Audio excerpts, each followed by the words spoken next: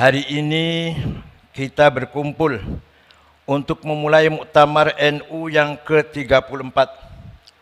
Alhamdulillah, segala puji hanya milik Allah yang menakdirkan kita menjadi saksi pergantian abad Jam'iyah ini.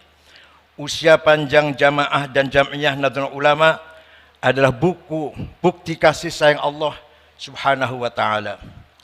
Seabad yang lalu kita sama-sama tahu NU berdiri sebagai jawaban atas pertanyaan dan tantangan zaman. Islam harus terlibat memberi warna pada zaman yang tak menentu, mencari-cari cara agar cahaya Allah terlihat terang dan tak padam oleh kekufuran. Para kiai terpanggil untuk menjawab tantangan dunia yang sedang bergolak dari sudut pandang agama. Pada tataran global, Perang Dunia Pertama baru saja usai. Sistem monarki berbasis agama mulai terasa tak memadai, dan gelombang wahabisasi sebagai embrio radikalisme berkibar di Hijaz. Sementara di Nusantara, patriotisme mulai menemukan bentuknya. Perlawanan terhadap penjajahan, kemiskinan, dan ketidakadilan bermuara pada apa yang hari ini sering kita kenang sebagai era kebangkitan nasional. Di era itu, NU sebagai Jam'iyah sepenuhnya lahir dari transformasi praktik kemandirian jamaah, yakni kemandirian komunitas pesantren yang selama berabad-abad bertahan hidup dalam tekanan kolonialisme. Agustus 1945, bom atom sekutu meledak di Nagasaki dan Hiroshima. Ledakan itu menandai akhir Perang Dunia Kedua, sekaligus membuktikan betapa akselerasi teknologi bisa sedemikian merusak kehidupan bersama. Sesudahnya dunia menyaksikan satu demi satu kelahiran banyak negara bangsa. Dunia berubah. Umat manusia lalu terjepit di antara dua pilihan masa depan. Pilihan untuk menjadi negara sekuler atau menjadi negara agama. Suasana zaman pada saat NU lahir diliputi pertanyaan besar. Apakah selepas perang demi perang, setelah begitu banyak darah tumpah, kita sebagai umat manusia bisa hidup untuk saling berbagi di atas bumi Allah? Kalaupun bisa, bagaimana caranya?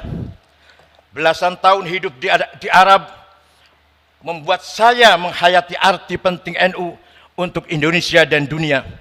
Dengan segala hormat, di Arab agama sedari awal tidak menjadi unsur aktif dalam mengisi makna nasionalisme.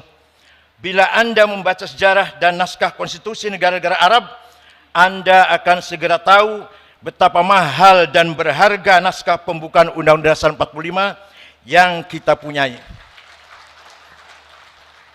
Di Arab, pejuang nasionalis bukan pejuang agama. Pejuang agama bukan pejuang nasionalis. Di Indonesia, Hadrat Syekh Ghazi Hasyim Asy'ari, pejuang Islam, dalam waktu yang sama pejuang nasionalis. Di Timur Tengah, tidak banyak kita jumpai ulama yang nasionalis, sebagaimana sangat jarang kita ketemukan kaum nasionalis yang sekaligus ulama. Sebagai akibatnya, nasionalisme dan agama seringkali bertentangan, lalu lahirlah satu demi satu konflik-konflik sektarian. Apa yang kita saksikan sekarang di Palestina, Myanmar, Rohingya, Israel, Somalia, Suriah, Yaman, Afghanistan hingga Afghanistan adalah rangkaian ketidaktuntasan menjawab tantangan zaman. Belum ditemukan titik temu antara semangat Islam dan semangat nasionalisme.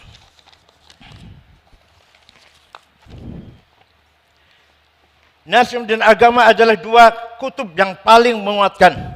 Keduanya jangan dipertentangkan. Demikianlah pusaka wasiat dari Hadrat Syekh Hasyim Asy'ari yang diamini dan disuarakan ribuan ulama pesantren. Dan dengan demikian, kita mengerti bahwa ujian atas sikap tawassut, ujian moderasi polarisasi dua kutub ekstrim memang sudah khas NU sejak awal mula pendiriannya.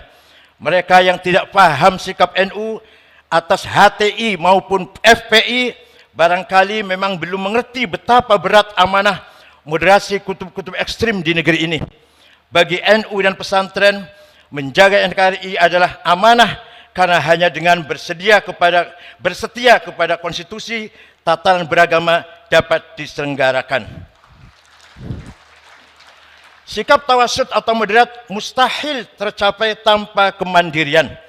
Usia NU yang mencapai hampir seabad ini antara lain disebabkan kemandirian dalam pengertian setia kepada prinsip-prinsip dan nilai-nilai dasar agama, kemandirian dalam pengertian sanggup menyusun agenda-agendanya sendiri, kemandirian dalam arti teguh membawakan ruhuddin dan ruhul wataniyah, semangat agama dan semangat nasionalisme, dan ruhul ta'addudiyah, semangat pluralis kebinekaan. Kemandirian dalam bidang politik, ekonomi dan budaya, kemandirian dalam arti sanggup bergaul dan berbagi dengan siapa saja sembari menjaga harga diri.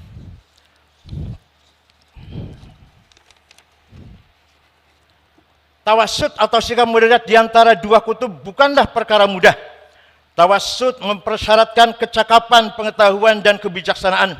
Dua hal inilah yang diteladankan para imam madhab dan ulama-ulama kita.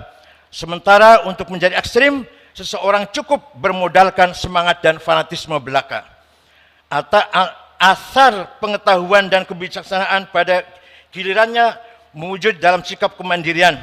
Pribadi-pribadi besar dalam sejarah panjang NU dan pesantren adalah kisah-kisah mengenai kemandirian. Hanya dengan menjadi mandiri, kita baru mungkin untuk menyumbangkan suatu, berkontribusi kepada hidup bersama, berkhidmat dan pada peradaban dunia. Tema muktamar NU kali ini, kemandirian dalam berkhidmat untuk peradaban dunia. Tema ini sekaligus menjadi warisan atau bekal mengarungi abad kedua bagi Nahdliyin. Untuk terus mengembangkan berbagai peran kemanusiaan, mereka litakunu syuhada'a 'alan nas, syuhudan dinian, syuhudan thaqafiyan, syuhudan hadarian, syuhudan ijma'iyan wa insanian. Lalu bagaimanakah NU satu abad ke depan yang kita bayangkan? Usia kita masing-masing hanya Allah yang tahu, tapi usia NU kita berharap langgeng dan tegak ila yaumil qiyamah.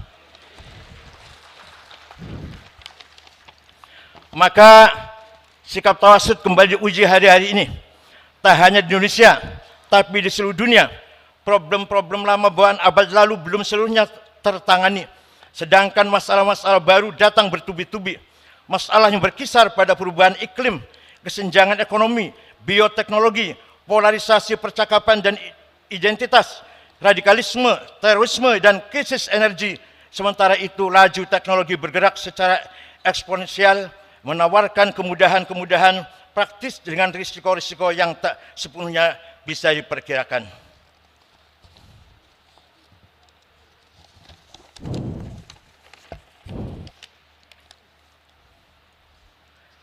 Dari sudut pandang santri dan pesantren, visi membangun dengan 5 jenis kekayaan.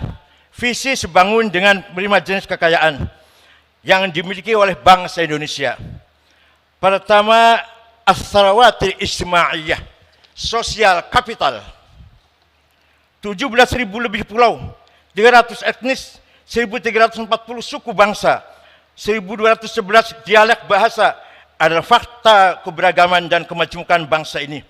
Kemajemukan yang disatukan di bawah tenda besar Pancasila dengan semangat Bhinneka Tunggal Ika. Di tenda besar itu ormas-ormas keagamaan berperan sebagai semen perekat sosial. Mereka mengkonsolidasikan nasionalisme sebagai proyek integrasi bangsa yang tumbuh dari bawah, tidak perlu dipaksakan dari atas dengan tangan besi. Kedua, as-sarawatul hadariyah, kekayaan kultur budaya. Kebudayaan Nusantara membuka diri pada interaksi dan kolaborasi dengan kebudayaan global asing. Di sisi lain, kebudayaan setempat atau lokal menjadi identitas, nafas, dan aktualisasi nilai-nilai. Di negeri ini, Islam Nusantara menjadi bukti dari kematangan hadarah Nahdlatul Ulama. Maka akhlakul karimah itulah ciri khas Nahdlatul Ulama. Wa innamal umamul akhlaqu ma baqiyat fa inhum dhahabat akhlaquhum dhahabu. Martabat bangsa tergantung akhlaknya. Akhlaknya mulia, martabatnya tinggi. Akhlaknya hancur, martabatnya hancur pula. Kekayaan ketiga, as-sarawatu syiariyah. Kita kaya dengan simbol-simbol. Antara lain yang dipakai oleh Pak Presiden hari ini. Peci dan sarung. Simbol Islam Nusantara. Banyak contohnya, tapi yang hari ini kita contohkan, simbol peci dan sarung. Kita tahu apa artinya peci dan sarung. Dalam arti teologi. Tapi itulah simbol Nusantara, simbol umat Islam Indonesia. Yang keempat, kekayaan maliyah. Indonesia mempunyai potensi sumber daya alam yang luar biasa. Daratannya dipenuhi hutan-hutan penopang paru-paru dunia. Di bawahnya terkandung kekayaan mineral yang banyak. Lautannya mengandung potensi ekonomi biru tiada tara. Di bawahnya tersimpan bukan hanya ikan tetapi cadangan migas dan mineral yang berlimpah. Yang dibutuhkan adalah SDM unggul yang mampu mengolah kekayaan alam itu sebagai modal pembangunan. Agar pembangunan ini dirasakan oleh seluruh masyarakat Indonesia, kaila yakuna dulatan bainal aghnia minkum, tidak hanya pertumbuhan, tapi yang penting adalah pemerataan. Masih kita lihat banyak warga NU yang hidupnya di bawah kemiskinan. Namanya jelas, Solikin, Jumadi, Dulkanan, Maderais, namanya kampungan desa. Kekayaan kelima adalah sumber daya politik. Indonesia adalah negara demokrasi terbesar ketiga dan negeri muslim terbesar di dunia. Indonesia bukan negara agama, tetapi negara Pancasila yang menaungi semua pemeluk agama. Islam berjalan seiring dengan demokrasi, stabilitas politik, dan pertumbuhan ekonomi. Memang bukan hal yang mudah. Bangsa ini sudah diuji oleh berbagai prahara sejarah. Setiap kali jatuh, bangsa ini bangkit lebih tinggi lagi. Dan dari sana kita yakin bahwa sepanjang cara kita mengelola demokrasi didasari kemaslahatan bersama, kemauan untuk mendengar, kejernihan, akal budi, dan kelapangan hati untuk menerima perbedaan, maka bangsa besar ini akan semakin terhormat dan bermartabat, dan pada saatnya nanti aktif berkiprah dalam mendorong dunia yang lebih damai, aman, dan beradab. Saya singkat saja sambutan ini, mengingat waktu Presiden yang sangat padat acaranya. Sebelum saya akhiri sambutan saya ini, saya mohon dengan ikhlas bacaan Al-Fatihah untuk almarhum wal maghfurlah Kiai Haji Sya'roni, Khatib Syuriah Jawa Tengah, NU Jawa Tengah, yang meninggal di Rumah Sakit Cipto, turun dari kereta menuju ke Lampung ini, turun di Stasiun Gambir, sholat subuh, istirahat, tidak sadarkan diri, dibawa ke rumah sakit, kemudian meninggal dunia. Mudah-mudahan arwahnya diterima di sisi Allah. Al-Fatihah.